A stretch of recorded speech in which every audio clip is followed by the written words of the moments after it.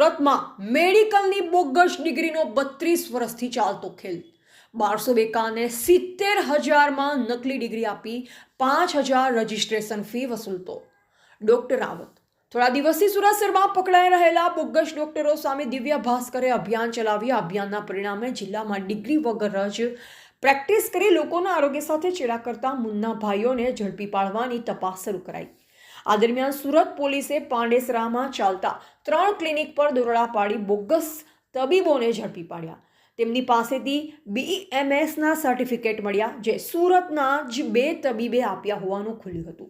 પોલીસે મામલે અત્યાર સુધીમાં કુલ 13ને ઝડપી પાડ્યા છે। આ કેસની પોલીસ તપાસ સામે આવી છે કે ડોક્ટર રાવત અને ડોક્ટર રસેસ સાથે મળી ધોરણ 10 પાસ 12 પાસ બેકારોને 70,000માં બોગસ મેડિકલ ડિગ્રી આપવાનું રેકેટ ચલાવતા માત્ર એટલું જ નહીં રજિસ્ટ્રેશન પેટે મહિને 5,000 રૂપિયા વસૂલતા હતા।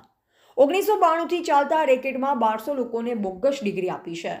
પોલીસ પકડમાં રહેલા આરોપીએ નફટાઈથી કહ્યું હતું કે આરોપો તો થયા કરે। સુરત પોલીસની પ્રાથમિક તપાસમાં 100 જેટલી નકલી ડિગ્રીઓ મળી આવી છે। આરોપીઓ 70,000માં જ નકલી ડિગ્રી આપી 10-12 પાસ બેરોજગારોને એલોપેથિક પ્રેક્ટિસ કરવા પ્રોત્સાહિત કરતા હોવાનું સામે આવ્યું છે। આખા ગુજરાતમાં 1200 લોકોને બોગસ સર્ટિફિકેટ અપાયા।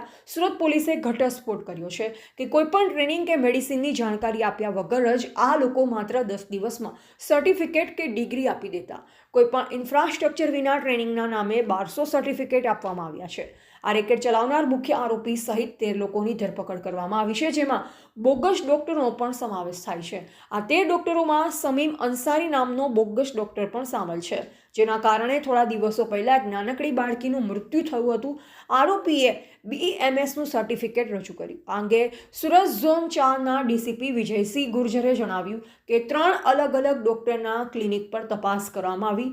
ડોક્ટર પાસેથી ડિગ્રી માંગવામાં આવી તો તેમણે BEMS bachelor of electro homeopathy medical સાયન્સનું સર્ટિફિકેટ રજૂ કર્યું જે ગુજરાત સરકાર દ્વારા માન્ય નથી। આરોગ્ય વિભાગે જણાવ્યું કે આ ડિગ્રી બોગસ છે। 70,000 રૂપિયામાં ડિગ્રી આપવાનું કહ્યું હતું। ડીસીપી વિજયસિંહ ગુર્જર મુજબ આ શખ્સોની ટીમ લોકોના સંપર્કમાં જઈ 70,000 રૂપિયામાં ડિગ્રી આપવાની વાત કરી હતી અને રાજ્ય સરકારના આયુષ મંત્રાલય દ્વારા ડિગ્રી આપવામાં આવશે જ્યાં મંત્રાલય board of electro homeopathy medical science હેઠળ આવે છે જેની મુખ્ય ઓફિસ અમદાવાદમાં છે। પહેલા તાલીમ અને ત્યારબાદ ડિગ્રી આપવામાં આવશે। આરોપીઓએ લોકોને કહ્યું હતું કે પ્રથમ તાલીમ આપશે અને ત્યારબાદ ડિગ્રી આપવામાં આવશે। લોકોની સાથે 1.5 વર્ષની તાલીમ આપવાની વાત હતી પરંતુ એ માત્ર દેખાવ હતો। તેમની પાસે કોઈપણ પ્રકારના ઇન્ફ્રાસ્ટ્રક્ચર ન હતું તાલીમ આપવા માટે। તેઓ વિવિધ લોકો પાસેથી રૂપિયા 60,000 70,000 કે 80,000 લઈ આ ડિગ્રી આપતા એલોપેથી હોમિયોપેથી કે આયુર્વેદિક પ્રેક્ટિસ કરી શકે છે। તેમણે વધુમાં જણાવ્યું હતું કે પૈસા મળ્યા પછી માત્ર 10 જ દિવસમાં ડિગ્રી છાપી આપવામાં આવતી। ડોક્ટર રસેસ ગુજરાતી આ લોકોને ગેરંટી આપતા કે આ ડિગ્રીના આધારે તેઓ પ્રેક્ટિસ કરી શકશે અને પોલીસ કે આરોગ્ય વિભાગ તેમને પરેશાન નહીં કરે। જો કોઈ પરેશાન કરે તો તેઓ આખી બાબત હલ કરી દેશે। તે લોકોને એ પણ સમજાવતા હતા કે આ ડિગ્રી પછી તેઓ એલોપેથી હોમિયોપેથી કે આયુર્વેદિક પ્રેક્ટિસ કરી શકે છે। તેઓ લોકોને બોર્ડના રજિસ્ટ્રેશન સર્ટિફિકેટ પ્રિન્ટ કરી આપતા હતા જેના આધારે તેઓ ગુજરાતના કોઈપણ સ્થળે પ્રેક્ટિસ કરી શકતા હતા। રજિસ્ટ્રેશન 1 વર્ષ માટે માન્ય રાખવામાં આવતું। આરોપીઓ રજિસ્ટ્રેશનને માન્યતા આપતા હતા।